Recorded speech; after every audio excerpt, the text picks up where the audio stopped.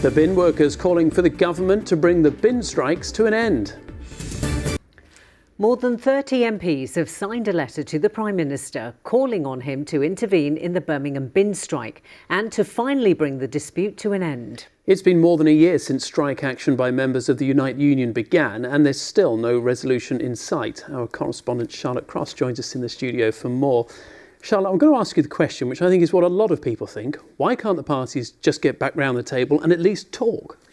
Well, you know what, Steve, I spent a lot of time in the past couple of days talking to people about the bins, and that really is the question of the hour. Essentially, the stalemate has come about because the Council and Unite the Union both blame each other. The Council says that the Unite demands are unreasonable and unjustifiable. Unite says the Council is refusing to return to negotiations and therefore delaying a deal. This letter by MPs essentially calls for the Prime Minister now to get involved and try to get things moving at last. Now, in particular, there's been a focus on the commissioners who were appointed by the previous government, of course, by the Conservatives, in order to try to sort out the finances at Birmingham City Council when it effectively declared bankruptcy in 2023. Now, earlier on, we spoke to Hall Green and Moseley MP Tahir Ali, who's among those to have signed this letter. It's not fair on Birmingham, it's not fair on Birmingham residents.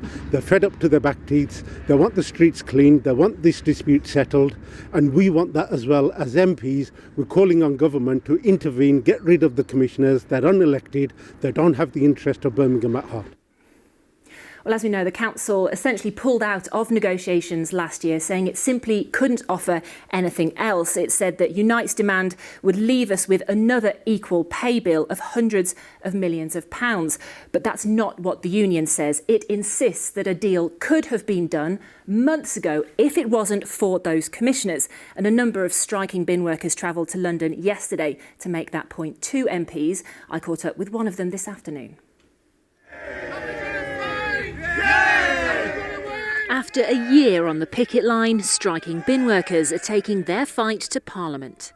Among them, Matthew Reid, who had to take a £6,000 pay cut when his job was downgraded. He says even with that in mind, the dispute didn't need to drag on until now. They could have settled this back in June last year. We've put the people of Birmingham and the workers who were on strike through 7 months of hell, really. Rubbish building up in the streets. They don't understand why they couldn't just get round the table, hash it out, find a happy medium, somewhere in the middle, a fair, reasonable deal for everyone so we could get back to work. I mean, the Council says what it put forward was a fair and reasonable deal. They would say that what they put forward was a fair and reasonable deal. If it was a fair and reasonable deal, it would have been accepted by our members. Of course, it wasn't accepted. But he says they had been on the verge of an agreement back in June. And he claims that it was the government-appointed commissioners who are now in charge of council money who are the ones who scuppered progress. We had a ballpark figure arranged. They said they were going to go away and draw up the framework document. They went away.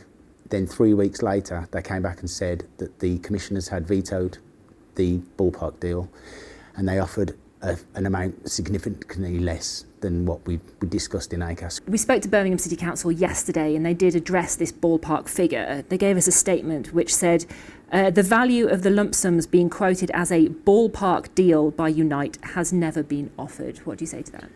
Well, in my opinion, if the lead negotiator sends our lead negotiator a figure in an email and says, what about this as a compensation package, then that's an offer. Even if it's made unofficially? Even if it's made unofficially. Charlotte, we've already heard from the Hall Green and Moseley MP. What are our other MPs saying? Well, Sam, a number of MPs have backed Keir Starmer's position on this so far, saying it really is an issue for the council to resolve with the union. But in what is perhaps a promising sign, a number of Birmingham MPs actually met with the commissioners this afternoon to take to them the message that something needs to change. We need to see an end to this dispute. What I'm calling for is the trade union, the council, everybody involved to get back round the table and let's bring this to an end. We've just met the Birmingham commissioners and they've told us that they have no objections to negotiations starting as long as certain conditions are met about any settlement. I think that's positive and hopefully we'll see some movement soon. I have asked the Department for Communities and Local Government for a response to the criticism of the commissioners. I've not heard back yet, but as I reported on yesterday's programme, there is now a campaign calling for people to withhold their council tax until this issue is resolved. If we don't get a deal by then, that begins in April, so the clock is ticking. Charlotte, thank you very much.